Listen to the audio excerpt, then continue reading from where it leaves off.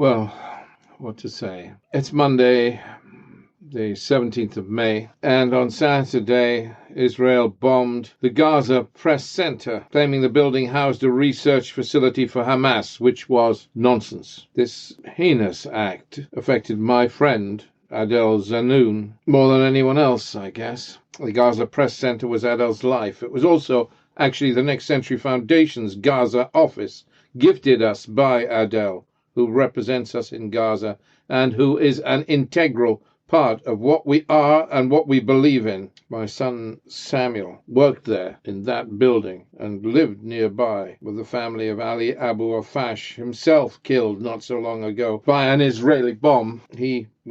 Samuel was taught Arabic there by Wael Dado, another lovely man, all gone now, at least gone from that place, gone but not forgotten. I struggle to see the justification of an eye for an eye and a tooth for a tooth mantra. No God I believe in would ever regard that as justice. It is an aberration and the embodiment of raw, arrant evil. The collective punishment of an entire people for the sins of a few is and always has been wrong. Our brutal punishment of the people of Iran, Syria, Lebanon, Yemen, Gaza does little to ameliorate the sins of the few and causes untold suffering. You remember Dag Hammarskjöld, great man? He said, "We must put ourselves in the place of the other if we are to make peace." Let me try and quote him exactly. Dag Hammarskjöld, arguably one of the greatest Secretary Generals the United Nations has ever known, Swedish diplomat.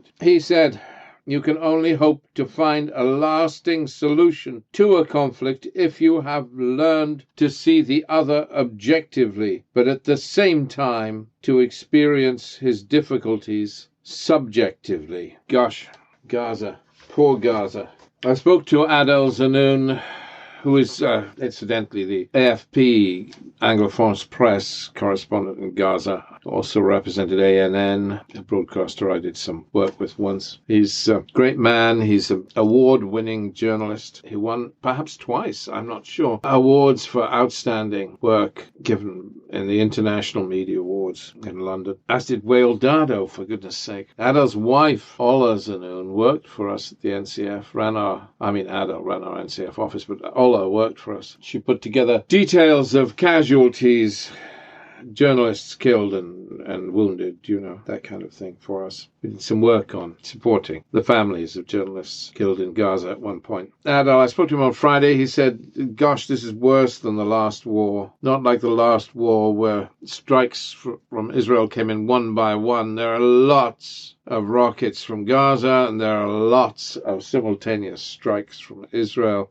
It's an atmosphere of war." But he was heartened by the US president sending in a representative. Will that bring peace? Will that bring reconciliation? Why do I care so much about press building? They gave the journalists concerned there time to run, didn't they? They gave them an hour, maybe an hour and a half's warning. I can't remember exactly. I think it was 1.5 hours warning. So what did Adel actually lose? The Gaza Press Centre, he lost 18 computers. I suppose you could say Israel's taking a leaf out of Britain's book in a sense. We've done this kind of thing, haven't we? We bombed in the Balkan War with Serbia, and we bombed a media center, the Serbian media center. We bombed it. I don't think we gave them any warning, but it's so bad, isn't it? Because what you're trying to do is to stop free speech. The whole idea that Hamas had. I've spent time in that building. It was our building, ours collectively. There's no Hamas there. That's absolute drivel, an excuse. It's a press building, but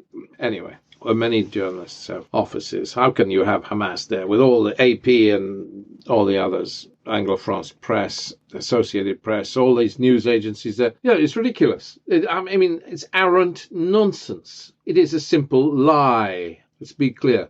It's a simple lie. However, it's an excuse. They wanted to take out the media buildings because if they can suppress news, I guess, it's the objective. There are plenty of Hamas targets. I dislike the suppression of freedom of speech. I dislike it wherever it occurs, and it occurs so many places, so many times. We all dislike it, surely, all people of integrity, including all Israelis of integrity. I feel a great empathy for Israel and for Israel's existential right to exist. And that, I understand, is threatened when rockets come over in their hundreds, whether it's from Hezbollah or Hamas.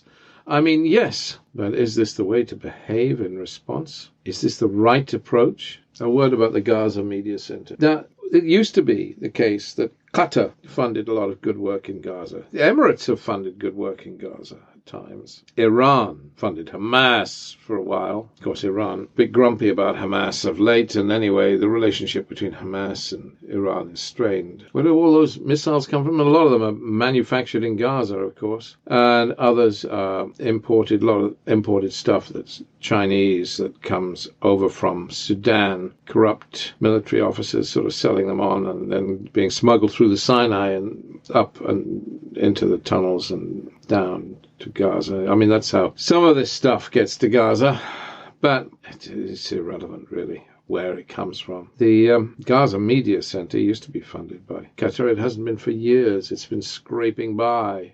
I mean, of course, there are media offices, independent media offices like AP and others in that building. But there was the Gaza Media Centre where the Next Century Foundation had an office. This was a special place. It was kind of a refuge. It was precious. Right at the top of the building. It was precious. And Palestinian journalists worked there. And it really mattered. It hadn't been funded for years by Qatar. Qatar has cut a lot of its funding to Gaza. Why is that? International pressure, I suppose. It wants to be seen as on the right side. I remember we went to Doha and appealed on behalf of the Gaza Media Centre to the Doha Media Centre, which was the organization that funded it. Not a chance. We went and appealed to me personally, with my buddy Mark, we went and appealed to the Doha Qatar ambassador to Gaza. Not a chance. No, Qatar won't fund the Gaza Media Centre, so it pulled its money out. But the Gaza Media Centre limped on regardless. And it was Adel's life, I guess. It's a very special place. Did special work. Like I say, I sent my boy Samuel there when he was a kid. He's grown now, but when he was a kid just out of university, and I sent him off to Damascus first to study Arabic for a month, then the Arab Spring and one thing or another, and then I sent him down to Egypt for a while. And then I sent him on to Gaza for months. He was there working with Ali Abu Afash and Wael Dado and Adel Zanoun. I told Adel none of them can speak English to him. Good way to learn Arabic. Nobody spoke a word of English to poor Samuel. And he came out speaking like Gazan. You know, Gazans speak sort of a Bedouin kind of Arabic. Kind of, anyway. Like, Mahabtain, Habibi. Mahabtain. Twice welcome. You know, this very flowery Arabic, just delightful. And I don't know. I gather Adel is okay. His family, Ola, is okay. Their kids are okay. I mean, physically okay. You know what's the worst thing that happens to Gaza? Just a little point for you. It's not the blockade. It's not the bombings. The worst thing, I always think anyway, that happens to Gaza is what do they call them? The sonic booms. I mean, it's like an explosion. They come in. The low-flying jets, you know, the military jets come in, all around, not just when there's war on. They come in, they fly low, and they fly low over Gaza City. So Israel's jets. And of course, it's like an explosion when you're standing in a building and the jet comes, boom. It's not like a sonic boom you normally get, you know, these are low-flying supersonic military flights, and so the explosion, the whole building shakes. Yeah, of course, the Gazans just go on about their business, but not the children. Frightens the children. Frightens the little children. They're scared to come out into the playgrounds. Anyway, never mind. Gaza is a lovely place. Gaza is a lovely place. People in abject poverty are often the most generous and the most kind. And they're particularly kind to strangers. Gaza's totally safe. I mean, Hamas rules it like with an iron fist, you know. You can walk the streets of Gaza in the middle of the night and you'd be safe and sound and nothing to worry about because you'd be watched, I guess. So, you know, I mean, same applies in a lot of places, I guess. Kurdistan, similar sort of thing. But it's a dear place. I always get irritated by Hamas. They pour away my whiskey when I get to the border. Honestly. But then happens the same sort of thing happens if you go to a Gulf state, mind you. They pour away your whiskey or confiscate it. The Hamas humiliates you. They pour the stuff away right in front of you. Sorry, I shouldn't even. Well, anyway, I always take a little whiskey for comfort, hoping that I sneak it through, but I never do. What am I saying? It's charming, Gaza. You see, you're a stranger. There are not many strangers. I know there are UN people and so on, aid people, but they stay in their compounds, don't they? So, but people like me, not like the diplomat, we wander the streets, of course. I mean, and kids will come up to you. I've been there for years, and they'll come up to you and say, "Hello, William." You don't know who the hell they are, but I mean, you'll be remembered because you're such a rarity, because nobody goes. I don't go now. I used to go a lot. Difficult to get in, of course. Gaza suffers intensely. And it's exploded into violence now. Exploded. Horrid, really. Horrid act by Hamas to this random acts of terror. You know, you launch hundreds of rockets against Israel. But don't retaliate in this way. I mean, it wasn't a random act taking out the Gaza Press Centre, was it? It was deliberate act.